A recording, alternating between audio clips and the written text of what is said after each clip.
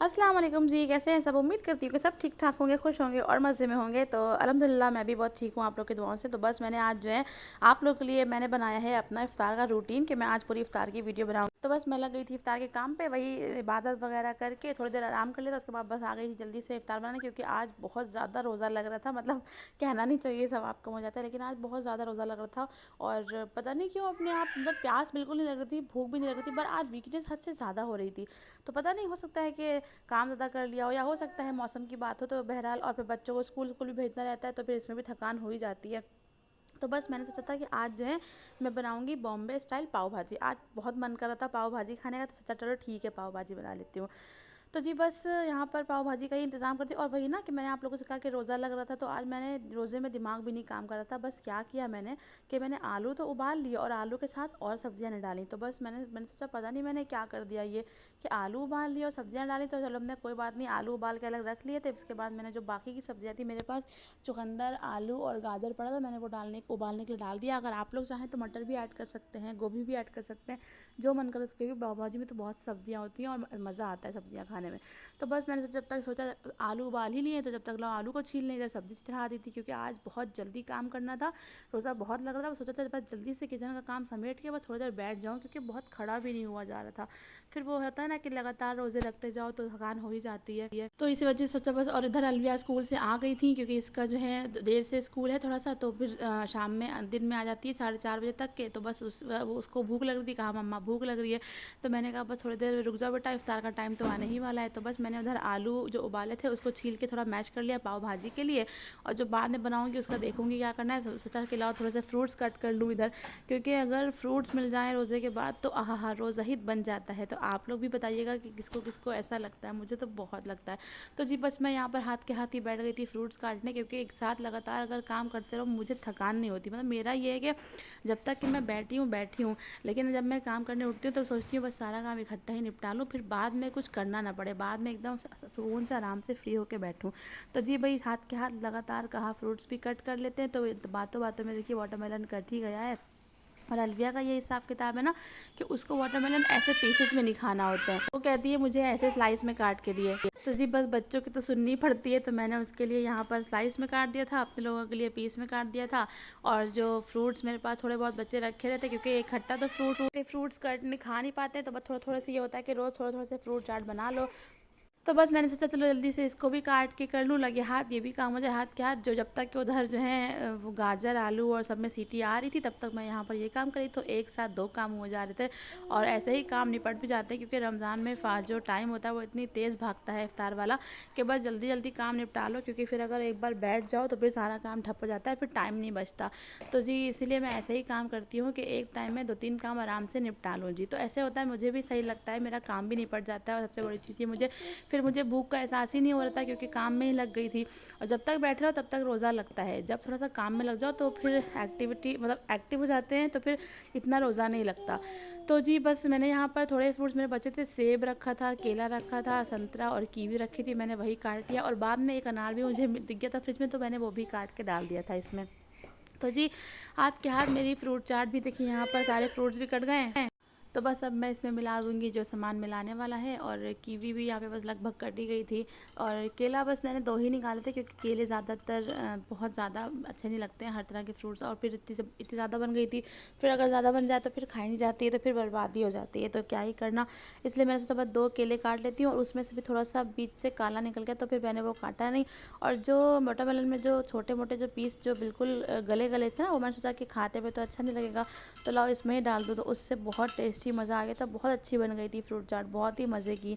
और उसके बाद मैंने अनार भी छिल के इसमें डाल दिया था, क्योंकि मैंने आप लोगों से कहा था ना कि एक अनार बाद में मुझे दिख गया था फ्रिज में। बस फिर मैंने इसमें नींबू निचोड़ दिया, और डाल दूंगी इसमें चीनी, क्योंकि चीनी से तो फ्रूट चाट का मज़ा आता है। हालांकि मैं बहुत ज़्यादा नहीं डालती हूँ, लेकिन आज मन कर रहा था तो बस डाल दिया इसलिए ही। और चाट मसाला स्प्रिंकल कर दूंगी इस पर, बस बन गई फ्रूट चाट। और बहुत ही टेस्टी बनती है, बहुत मज़े में। मतलब ज़्यादा मैं तितम्बा नहीं करती हूँ, कभी कभी मेरा मन करता है तो मैं अलग से कुछ भी डाल देती हूँ, जैसे कि मैंने रूह अफ़ज़ा डाल दिया था कल, और कभी कभी मैं इसमें टैंग भी डाल देती हूँ, कभी कभी क्रीमी बनाती हूँ, लेकिन अभी तक मैंने क्रीमी फ्रूट चाट बिल्कुल नहीं बनाई है। लेकिन बनाऊँगी किसी दिन, क्योंकि अभी तो बहुत रोज़े हैं माशाल्लाह, अभी तो पूरा महीना बचा ही हुआ है, तो किसी दिन भी मैं क्रीमी फ्रूट चाट भी बनाऊँगी, मुझे बड़ी पसंद है। तो बस जी मैंने यहाँ पर प्लेटिंग कर दी थी, क्योंकि बड़े बड़े तसले में बहुत ज़्यादा जगह भी घेर रही थी टेबल पे और बहुत ज़्यादा अच्छा भी नहीं लग रहा था। तो जी मैंने अलविया का जो वाटरमेलन था वो एक साइड लगा दिया था, अपने वाले जो स्लाइसेस वाले थे हम लोगों के वो एक साइड लगा दिए थे, और बस यहाँ पर से जो छिलके वगैरह थे वो समेट लूँगी, क्योंकि साथ के साथ ही मेरी आदत समेटती रहती है, उसमें बहुत आसानी रहती है काम करने में और बहुत टाइम भी बचता है, क्योंकि फिर बाद में समेटना पड़ता है तो बहुत थकान हो जाती है, और रोज़ा खोलने के बाद मुझसे बिल्कुल हिम्मत नहीं होती काम करने की। तो जी उधर मैंने यहाँ पर प्याज और शिमला मिर्च भी काट ली थी। अब भाजी मेरी जो थी वो उबल चुकी थी, और मैंने जो है उसको मिक्सर में पीस लिया था, क्योंकि मैं मैश करने में ज़्यादा वो नहीं करती हूँ, तो बस मैंने पीस लिया था मिक्सर में, और आलू को हाथ से मैश कर लिया था, तो वो बहुत अच्छा फ्लेवर आ जाता है। तो मैंने ज़ीरा डाला है तेल में, प्याज और शिमला मिर्च का छौंका लगा दिया है, और इसको हल्का सा बस भूनूंगी, गोल्डन ज़्यादा नहीं करूँगी, बस ज़रा सा भूनूंगी। और ये भुन चुका था, तो बस मैंने यहाँ पे लहसुन अदरक का पेस्ट डाल दिया, और साथ में मैं डालूंगी धनिया डालूंगी, थोड़ी सी मिर्च डालूंगी और पिसा नमक डालूंगी। बस इतना ही मसाला डालता है इसमें। और मेरे पास रखा था ये एक चिली सॉस हॉट वाला, तो मैंने वो डाल दिया, उससे फ्लेवर अच्छा आ जाएगा। और बाद में पाव भाजी मसाला, बस इतने ही आइटम जाते हैं इसमें, कोई ख़ास आइटम नहीं जाता, बहुत ज़्यादा लंबा नहीं लगता है, बहुत आसान है बनाना। बस इसमें ये होता है कि इसमें जो इसका सब कटिंग चॉपिंग होती है, बस थोड़ा सा वो टाइम ले लेती है। तो बस मैंने यहाँ पर इसका मसाला एकदम भून लिया था, मसाला भून लिया है, साथ के साथ मैं यहाँ पर डिब्बे भी हटाती रहूँगी, क्योंकि डिब्बे हटाने से तो जगह बनी रहेगी। फिर जो उबले आलू थे और जो मैंने यहाँ पर जो टमाटर चुकंदर पीसे थे वो भी यहाँ पर हैं। बस हल्का सा इसमें 2 हाथ चलाने के बाद ये सब डाल दूँगी सब्ज़ी, और इससे आसानी ये रहेगी कि बिल्कुल मैश नहीं करना पड़ेगा, और बस 5 मिनट में आपकी भाजी तैयार हो जाएगी। तो मैं तो ऐसे ही कर लेती हूँ, इससे आसानी बहुत रहती है। तो जो पिसा वाला जो देखिए सब्ज़ी थी वो मैंने यहाँ डाल दी, चुकंदर गाजर टमाटर ये सब, और यहाँ पर आलू भी जो उबले हुए थे वो मैश करके डाल दिए हैं। तो बस इसको एक बार चला लूँगी और इसमें डाल दूँगी पानी, क्योंकि ये जो है इसके बहुत ज़्यादा गाढ़ी हो जाती है सब्ज़ी, तो फिर अच्छी नहीं लगती, क्योंकि जो है जो पाव से खाई जाती है, तो पाव से ऐसी मतलब वो खाई जाती है कि पूरा पाव जो है उसमें डूब जाए और सारा भाजी का जो मज़ा है वो पाव में आ जाए। और अगर सूखी सूखी सब्ज़ी रहती है तो पाव में जो मज़ा है वो आ नहीं पाता, तो फिर अच्छी नहीं लगती है जो इसमें। तो मैंने यहाँ पर 1 कप भर के इसमें डाल दिया था पानी, और बस इसको दूँगी एक उबाल, क्योंकि एकदम ये तैयार है, बस एक उबाल के बाद ये पक जाएगी। तो जी यहाँ पर भाजी भी तैयार हो गई थी देखिए, साथ के साथ मैंने जो आलू बचे थे सोचा इसका भी कुछ कर लूँ, क्योंकि खाली एक ही 2 चीज़ें बनाई हैं, तो लाओ थोड़ा सा वैरायटी बढ़ जाएगी। तो एक आलू से मैं कितनी जुगाड़ कर लेती हूँ। तो मैंने यहाँ पर बस आलू को जो उबले थे छील लिया था, और साथ साथ मैंने जो तेल था उसमें और थोड़ा सा डाल दिया था सरसों का तेल, क्योंकि सरसों के तेल का जो मज़ा है वो बहुत अच्छा आता है तलने में। तो बस उसके बाद यहाँ पर जो आलू थे वो थोड़े से सोचा और छील लूँ। और जब भी मैं आलू कभी उबालती हूँ तो मैं ज़्यादा ही आलू उबालती हूँ हमेशा, क्योंकि आलू उबले आलू से बहुत ज़्यादा चीज़ें बन जाती हैं। तो कभी कभार ऐसा होता है कि आपका कुछ और मन कर रहा होता है खाने का, तो अगर आलू उबले रखे होते हैं तो सारी प्रॉब्लम ही हल हो जाती है। तो इसलिए मैं ज़्यादा ही, अगर 4 आलू का काम है तो मैं डबल आलू उबालती हूँ, कभी भी काम आ ही जाते हैं। और बच्चों के साथ तो हमेशा फ्रिज में उबले आलू होना ही चाहिए, क्योंकि कभी बच्चे कुछ भी टिफ़िन में आलू को पराठा दे सकते हैं, नगेट्स दे सकते हैं, कुछ भी दे सकते हैं। तो इसलिए मैंने जो आलू थे देखिए उसकी मैंने सोचा कैसे 2 डिशें बन जाएंगी मेरी। तो मैंने बस आलू में सिंपल से बेसिक मसाला डाले, नमक मिर्च हल्दी धनिया थोड़ा सा भुना हुआ ज़ीरा डाल दिया, और चाट मसाला शायद डाला नहीं डाला पता नहीं, डाला था मैंने वैसे। तो बस इसके बाद मैंने यहाँ पर इसको मैश कर लिया है इसको अच्छे से। और मेरे पास रखी हुई थी एक ब्रेड का पैकेट, तो मैंने उसमें से आधी ब्रेड निकाल ली, ज़्यादा नहीं निकाली, क्योंकि फिर ज़्यादा अगर बना लो तो फिर वही ना कि फिर बर्बाद होता है। तो बस मैंने जब तक के सरसों का तेल यहाँ पर गर्म होगा, मैंने यहाँ पर शरबत की तैयारी भी कर ली थी, पानी में शक्कर डाल ली थी, क्योंकि शरबत ना हो तो बस लगता ही नहीं कि इफ्तारी बनी।